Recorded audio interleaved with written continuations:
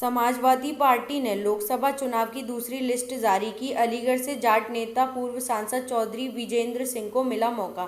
विजेंद्र सिंह का जन्म 25 दिसंबर 1956 एक भारतीय राजनीतिज्ञ हैं। वह 2004 के लोकसभा चुनाव में भारतीय राष्ट्रीय कांग्रेस के टिकट पर खड़े हुए और अलीगढ़ से सांसद रहे। वह इगलास तहसील के पास गांव ढोड़ा के रहने वाले हैं। वह अलीगढ़ इगलास से 3 बार विधायक भी रहे थे। आपका रहेगा।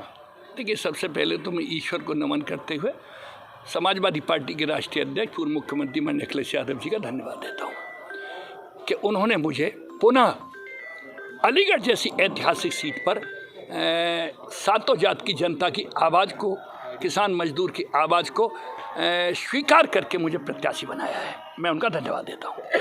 क्या प्राथमिकता रहेंगी जनता के बीच जाने के लिए?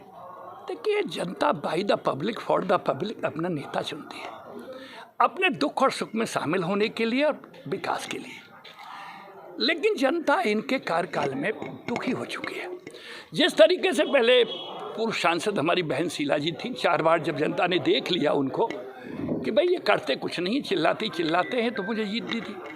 इस बार मुझे आशा नहीं, विश्वास है कि सातों जात के लोग परिवर्तन चाहते हैं और निश्चित रूप से उसमें एक बरादरी नहीं, सातों जात कह रहा हूँ, हिंदू, मुसलमान, किसान, मजदूर, विशेषकर नौजवान इस बार परिवर्तन चाहते हैं। उसमें विजेंद्र सिंह को एक आम व्यक्ति का नेता के रूप में वो स्वीकार करते हैं।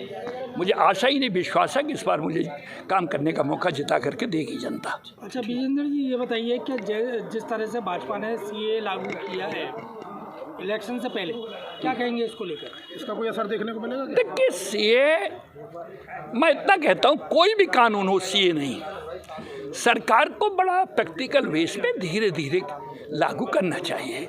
लेकिन वो वक्त पर जब चुनाव आता है तो इस तरीके की सरकार हरकतें करती है कि जिससे विघटन पैदा हो।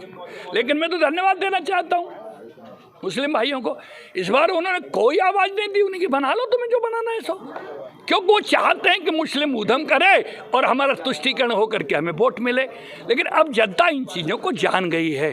जनता इस बात से दुखी हो गई है कि ये केवल ऐसे काम करते हैं जिससे कि हिंदुओं का वोट इन्हें फ्री में मिल जाए और उसकी सज़ा भुगतता है किसान, नौजवान, बेरोजगार और गरीब।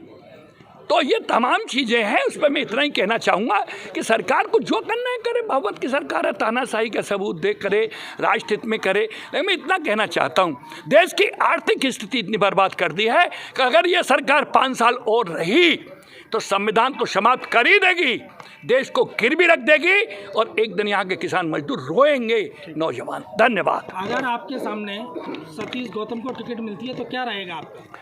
देखिए, मैं ये नहीं कह रहा सतीश गौतम को मिलेगी, किसको मिलेगी, ये तो उनकी पार्टी का अपना निर्णय है। मैं इतना जरूर कहूँगा कि जनता, भारतीय जनता पार्टी के झूठे वायदे, किसान आंदोलन को पैरों की अंग्रेजों की तरह कुचलना, 750 किसानों की शहादत, देश के स्वर्ण पदक विजेता लड़कियों के चरित्र हनन, उसके बाद में आज किसानों का आंदोलन, नौजवानों की बेरोजगारी, अग्निवीर, ये तमाम चीज़ें ऐसी हैं जो नौजवानों को आंदोलन की प्रेरित कर रही हैं। और आंदोलन से काम नहीं चलेगा, ऐसी सरकार वोट के ताकत से हटाई जाती है। इस बार निश्चित रूप से जनता परिवर्तन चाहती है और इनको हटाएगी। धन्यवाद।